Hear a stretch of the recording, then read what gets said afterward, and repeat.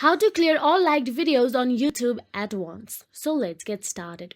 YouTube does not provide a direct option to clear all liked videos at once, but you can manually remove them or you can use other method like this. So let's get started.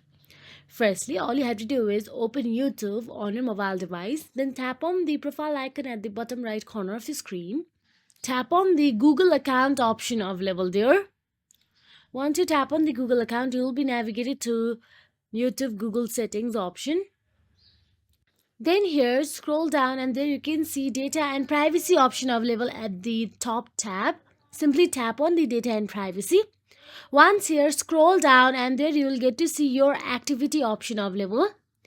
You can see your activity option available there. Simply tap on it and navigate to your activity settings. Now here inside your activity controls, scroll down